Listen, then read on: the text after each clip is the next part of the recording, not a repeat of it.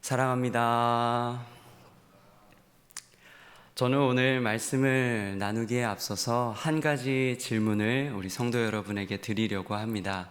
마음으로 한번 답해 보시면 되겠습니다. 성도 여러분, 가장 최근에 하나님 말씀 받기 전에 하나님의 말씀을 받는 날을 하나님께 올려드렸던 적은 언제이십니까? 가장 최근 하나님, 오늘 말씀 받는 나의 마음 만져 주시옵소서. 오늘 말씀하시는 그 말씀이 하나님께서 나에게 주시는 말씀으로 받을 수 있도록 도와주시옵소서 기도하신 적은 언제이십니까? 저는 오늘 이 말씀 앞에 선 우리 성도 여러분 모두는 이미 바로 직전이요 라고 마음속으로 대답하셨을 줄 믿습니다. 말씀 받기 전에 자신을 준비한다는 것 참 중요하죠. 그것을 모르는 사람은 아마 없을 것입니다. 그런데 문제가 있다면 그 문제는 무엇입니까? 우리가 머리로 잘 알고는 있지만 사실 실천하기가 참 쉽지 않을 때가 있다라는 것 같습니다. 기도를 합니다. 그런데 가장 먼저 하나님 앞에 기도할 때 우리의 입술에서 나오는 제목은 무엇입니까? 당장 급한 일, 당장 급한 제목들부터 아랠 때가 있습니다. 그리고 때로는 하나님의 말씀 앞에 설 때에 기도하지 않고 성경책부터 펴고 말씀을 읽어내려 갈 때도 있다라는 것입니다. 물론 우리 하나님께서는 자비하셔서 은혜로우셔서 그런 가운데에서도 풍성한 은혜로 우리와 함께 하시지만 우리는 잊지 말아야 합니다. 하나님 앞에 나아갈 때 우리 자신을 준비하는 것이 얼마나 중요한지 말입니다. 바쁘다 보면 그럴 수 있죠 라고 생각할 수 있겠지만 정말 그렇습니까? 그렇지 않죠. 왜냐하면 자칫 우리는 하나님 앞에 가까이 나아가지만 나아가는 그 자리에서도 하나님 보시기에 악할 수 있기 때문에 그렇습니다. 오늘 우리에게 주신 말씀, 이 말씀이 그것을 아주 명확하게 보여주고 있는데요. 오늘 우리가 읽은 말씀은 예수님께서 다시 회당으로 들어가셨다 시작합니다. 회당은 어떤 곳이었습니까? 마가복음 1장에서부터 우리는 분명하게 확인할 수 있습니다. 회당은 예수님께서 복음을 전하시던 곳, 귀신 들린 자를 낫게 하시고 많은 병자들을 고치셨던 하나님의 그 은혜와 은혜의 역사가 충만하게 일어나던 곳이었습니다. 그래서 자연스럽게 그 은혜를 사모하는 마음으로 많은 사람들이 그 자리에 나와왔죠. 그래서 오늘 우리가 읽었던 본문을 보면 한쪽에 한 손 마른 사람이 있었다라고 기록하고 있는 것입니다. 분명 그 말고도 참 많은 사람들이 그 자리에 있었을 것입니다. 그런데 이어지는 말씀은 우리를 조금 놀랍게 합니다. 말씀에 어떻게 기록되어 있습니까? 사람들이 예수를 고발하려 하여 안식일에 그가 고치시는가 주시하고 있거늘. 이것은 무엇을 의미합니까? 하나님이 은혜 주시는 그 은혜의 역사의 자리에서도 하나님과 정반대에 서 있는 사람이 있을 수 있다라는 것을 의미합니다.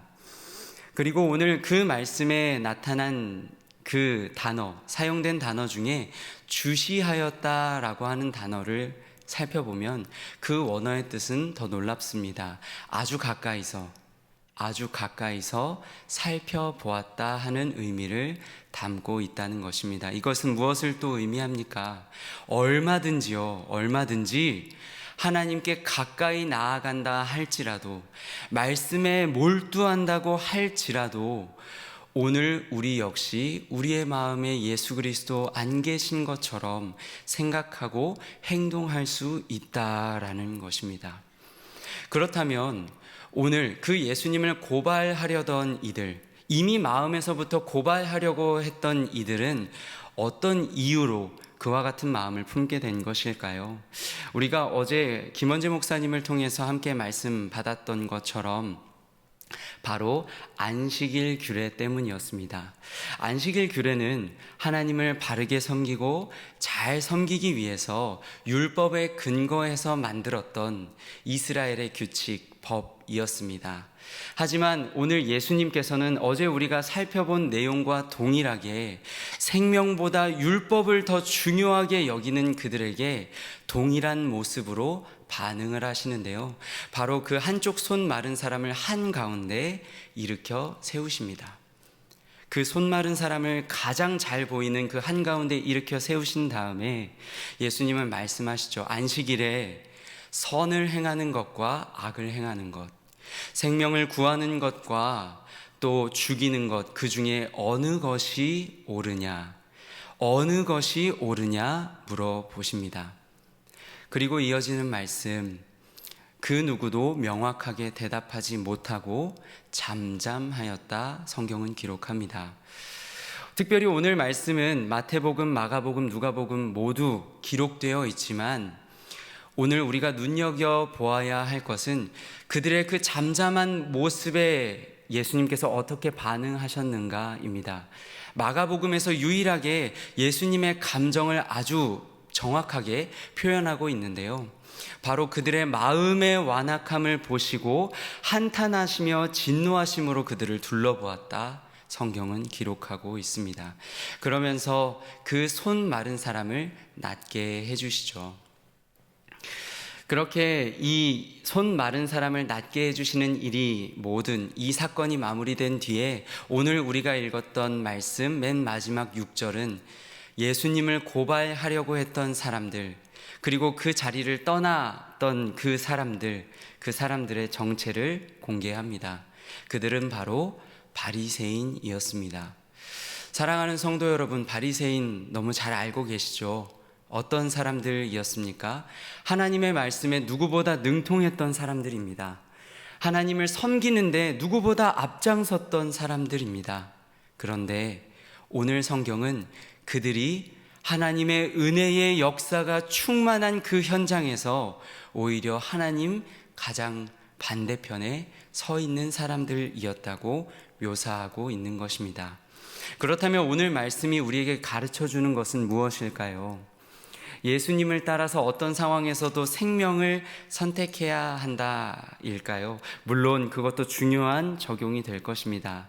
그러나 저는 오늘 우리에게 이 말씀 주심은 아무리 하나님에 대해서 잘 안다고 할지라도, 아무리 하나님 가까이서 하나님을 열심히 섬긴다고 할지라도 그의 마음이 완악하다면, 그의 마음이 이 방식이 맞아, 이렇게 해야만 해 라고 다른 형제의 마음을 아프게 하면서까지 주장하고 있다면 그의 모습은 하나님 보시기에 악할 수 있다라는 것, 그것을 우리가 기억해야 할 줄로 믿습니다. 이것은 오늘 우리에게 매우 실제적으로 적용되는 이야기입니다. 오늘 하루 우리가 다른 형제의 누군가의 마음을 아프게 하면서까지 이게 맞아라고 주장하는 것, 그 마음 내려놓는다면 오늘 하루만큼 누군가는 우리와의 관계 속에서 하나님의 선하심을 경험하게 될 것입니다. 오늘 누군가는 오늘 하루만큼 우리와의 관계 속에서 하나님 안에 있는 생명을, 그 사랑을 경험하게 될 것입니다. 그곳이 일상이든 교회든 가정이든 간에 말입니다. 그래서 오늘 말씀의 제목처럼 우리는 준비가 필요합니다. 우리의 마음 언제든 완악할 수 있음을 기억하며 하나님 앞에 우리의 마음을 드리며 주여, 우리의 마음 말씀 바르게 받고 그 말씀 따라 바르게 살아가게 도와주시옵소서 기도할 수 있는 우리가 되면 좋겠습니다. 말씀을 맺고자 합니다. 사랑하는 성도 여러분, 오늘 우리의 하루가 하나님의 선하심이 가득한 하루 되기를 축복합니다.